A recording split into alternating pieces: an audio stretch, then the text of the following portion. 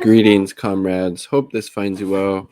Quick shout out to INN, the Indie News Network, which I'm a part of. Definitely check them out on all of these social media platforms. So earlier this week, I believe it was, Venezuela had these regional elections. I heard Ben Norton on the Moderate Rebels podcast basically described them as being very similar to, the midterm elections that we have every couple of years, during the non-presidential elections here in the United States.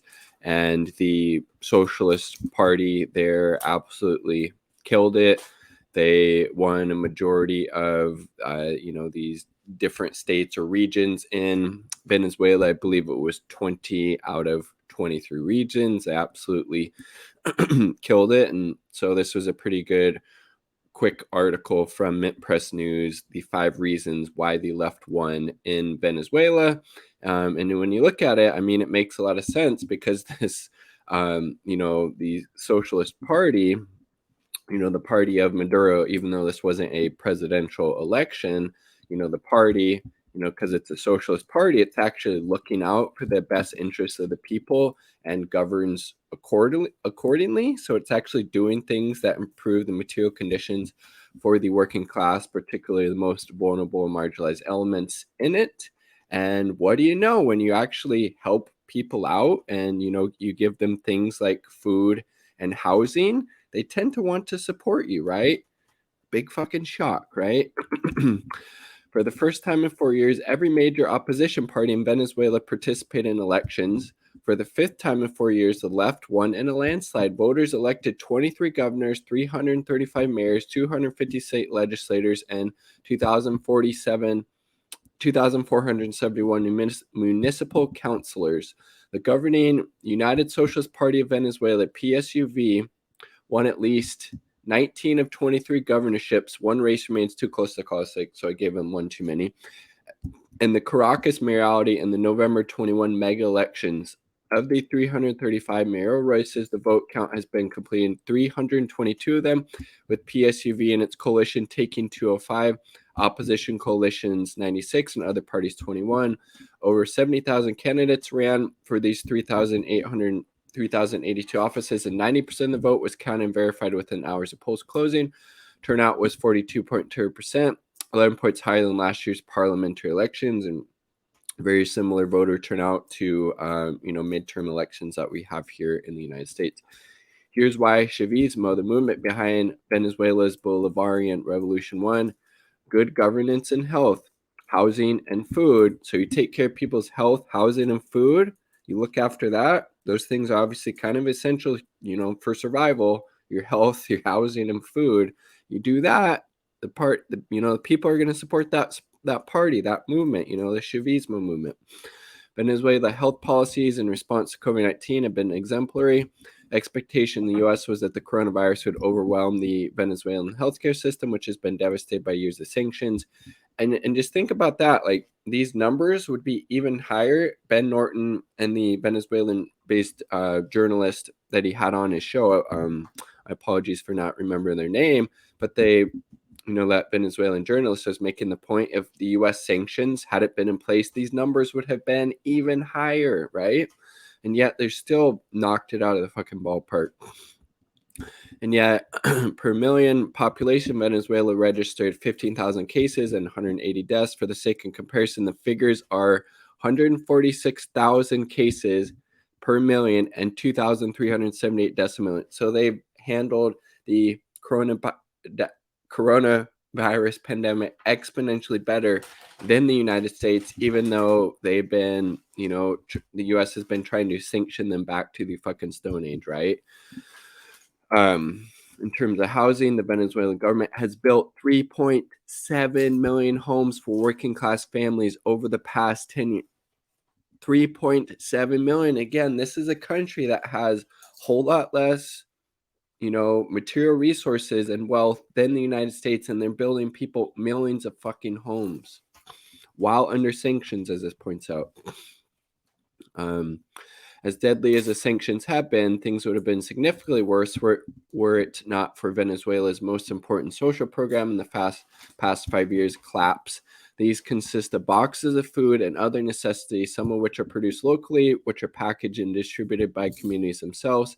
7 million Venezuelan families receive CLAP boxes every month out of a country of 30 million. So almost 25% of the families in Venezuela receive these food boxes each month. Like, that is amazing. So that would be the equivalent of, the United States, sending them to 85 million people each month.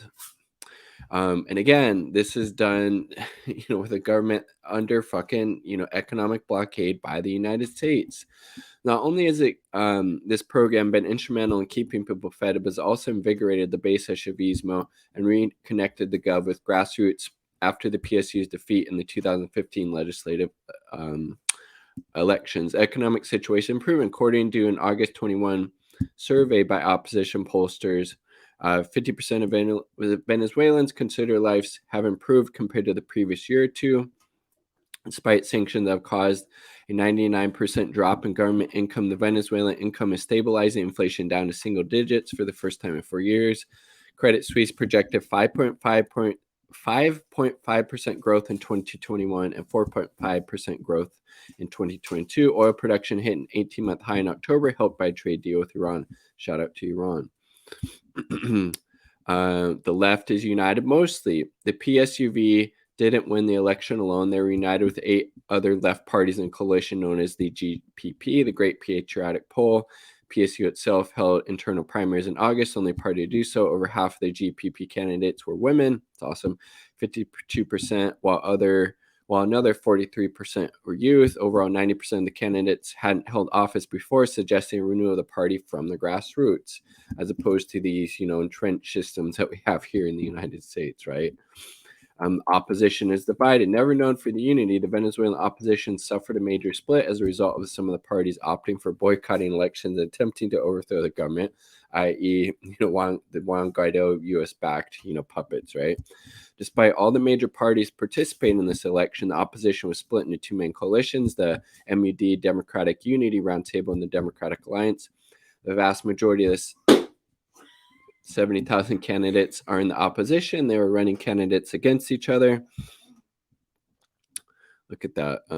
Opposition is deeply unpopular, and why wouldn't they be? Because they're, not running on actually, once in office, they wouldn't actually be trying to, improve the conditions of the working class. They would be wanting to open it up to, the international finance, international capitalist class to, exploit the people and the resources there, right? And be beholden to the U.S. empire, be a puppet regime, i.e. Juan Guaido. While much is made about the alleged lack of support for President Maduro, the millions of votes his party got will never be acknowledged by the U.S., 100%. It's less known that the opposition is deeply unpopular. Here are the disapproval ratings for some of the opposition's key figures. Juan Guaido, 83% disapproval. Julio Borges, Guaido's foreign minister, 81%. Leopoldo Lopez, Guaido's mentor and mastermind of coup attempts, 80%. Henry Ramos Olup, longtime opposition leader, 79%, etc. I mean, Jesus Christ. So pretty interesting. They built 3.7 million houses in the last 10 years. They give 7 million people each month those food boxes.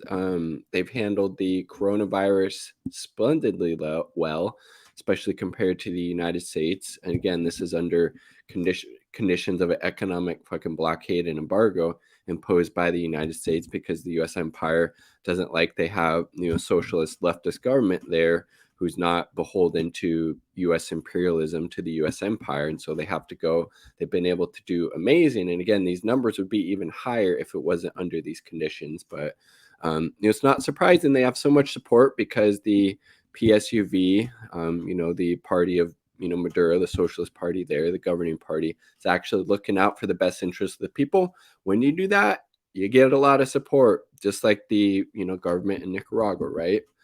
Just like the Sandinistas. So Interesting, but not surprising, right? Like the video if you like the damn video. Subscribe for more content. Quick shout out to the 2 Uber comrades supporting my channel, my partner and Indie Left News. Definitely check out Indie Left News. They're a great resource. Peace. Much love.